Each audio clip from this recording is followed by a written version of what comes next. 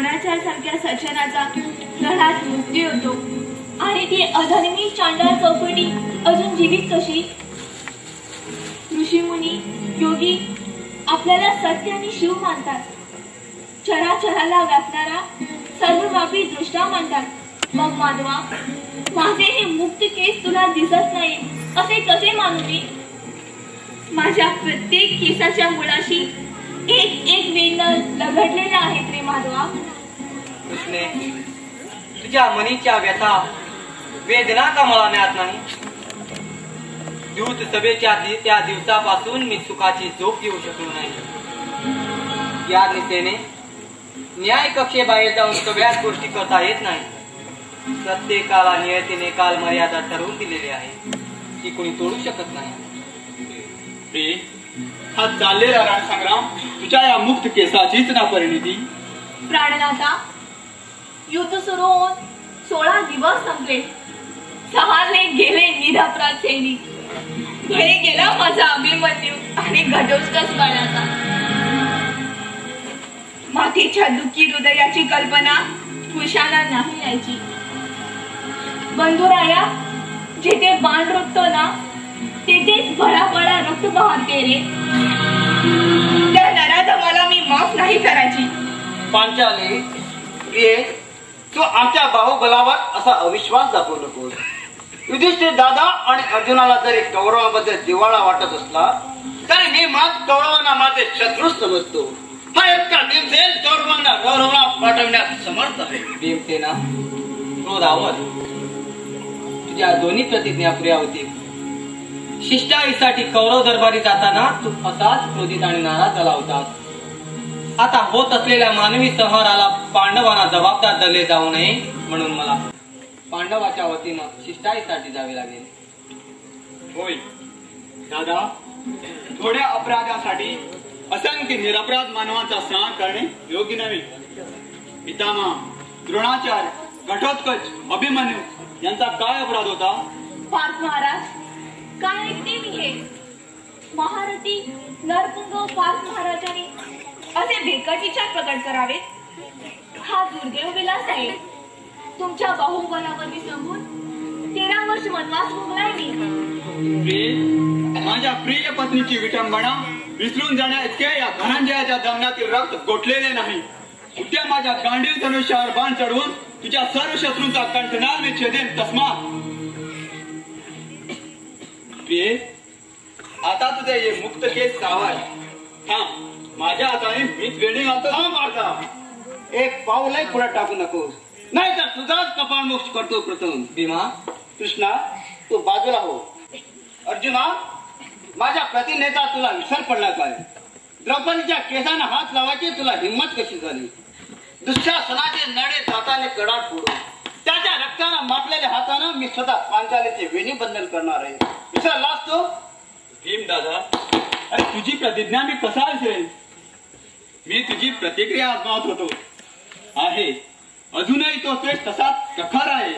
पार्थ महाराज, माझ्या मनीची वेदना फक्त भीमसेन महाराजाशिवाय दुसऱ्या कोणाला कळणारच नाही का? का का बंधुराया असा हसलास का? अगं ताई, तुला नाही हसलो मी हसलो त्या नियतीला. ती तुझ्या मुखावाटे आमच्यातील पुरुषा जागृत करते. रणांगणावर शिवशंकरासारखा तांडव करणारा पार्थ तू नाही पाहिलास. तू पाहते आहेस हा शांत शोषित पार्थ. कौरवांच्या धनुर्धर सर्वश्रेष्ठ सेनापतीच्या पतनास पार्थच कारणीभूत आहे हे विसरतेस तू ताई. आता तरी या धनंजयावरचा राग सोड. स्वजनांचा संहार करताना मला यातना होतात हे खरंच, परंतु भगवंताचा उपदेश ऐकून कर्म करतो मी. बरं का पांचाली, ब्रह्मंडाचा किंचित अंश धनंजया शिल्लक असावा. अर्जुन आणि भीम दादा, तुझा बल्लावाचा अवतार तरी कुठे संपलाय? बघावे तेव्हा कौरवाची कणिक तिंबायला तयार तू. पार्था, अरे तू जर कौरवांची कणिक तिंबाची गोष्ट करतोस, मी जर कौरवांचा समूह नायनाट करून पाहतोय. भीम दादा, तुझा हा उत्साह आणि क्षात्रतेज पाहून माझ्याही मनी क्षात्रतेजाच्या उर्मी उसळू लागल्या आहेत. उद्याच्या रणसंग्रामात शत्रूचा बळी घेताना मात्र मी माझ्या भीमदादाच्या 2 पाऊल पुढे असेल. शाबास रे माझ्या नरव्याग्रा. आता माझा भाऊ सुटतोच करा. ते माझ्या प्रतिज्ञेप्रमाणे उद्या रणदेवतेला बळी मिळेल तो त्या पापी दुःशासनाचा. कळलं ना पार्था? भीम दादा, उद्या तुझी प्रतिज्ञा पूर्ण होईलच, परंतु भगवान वेगळ्याच विवंचनेत आहेत. पितामह रणांगणात होता तोवर कर्ण युद्धापासून दूर होता. तोवर कृष्णाला पांडवाच्या विजयाची खात्री होती. राजा दमाचा कर्ण आता रणांगणात उतरलाय. लढाईचे चित्र आता झपाट्याने बदलेल असं भगवंताला वाटतं. पार्था, कर्ण काय प्रथमच तुझ्या समोर येतोय. द्रौपदी स्वयंवर, विराट गदन हरण युद्ध अशा कैक युद्धात पार्थानं कर्णाला पळतावी सोडी केली. त्या वाट्याने सुतपुत्राला कृष्ण अतिच महत्व देतोय असं नाही वाटत तुला? येऊ दे त्या पाळपुट्याला माझ्या समोर. माझ्या या प्रचंड गरेच्या तड्याखाली त्याचा चेंदा नेंदा करतो नक्की नाही. पहा तू कृष्णा. भीमार्जुना, कर्ण गदागदातही पारंगत आहे. ठाई ठाई झालेल्या बाणभंगामुळे जीवनभरच्या जाळणाऱ्या अवेलेने कर्ण पेटून उठला आहे. कर्णाच्या झंझावातासमोर अर्जुन सुकलेल्या पाल्या पातोळ्यासारखा होऊन जाईल. मला खात्री आहे कर्ण फक्त अर्जुनाशीच प्राणघातक युद्ध करेल. बाकी चारही पांडवांना कर्ण पराभव करून सोडून देईल. त्यांचा वध नाही करणार आणि म्हणूनच मी कर्णासमोर अर्जुनाला इतिहास आणणार नाही. कृष्णा, तो कर्ण कमजाचा कुणी स्वतःला समजतो तरी काय? त्याची कमेंडी माझ्या गदेच्या एकाच तड्याखाने उतरली. भीमा, पुन्हा तेच. माझं बोलणं अजून संपलंय कुठं? न ऐकताच तू कर्णावर वाघबाण सोडतो आहेस.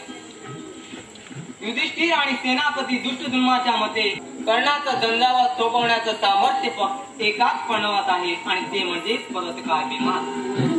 आणि वेळ येताच अर्जुन कर्णवध नक्कीच करेल. ताई, तू आता तुझ्या महाली जा. उद्याच्या संग्रामासाठी आम्हाला विश्रांतीची निदान गरज आहे. चल धनंजया. प्रिये, तू अति चिंता करतेस असं मला वाटतं.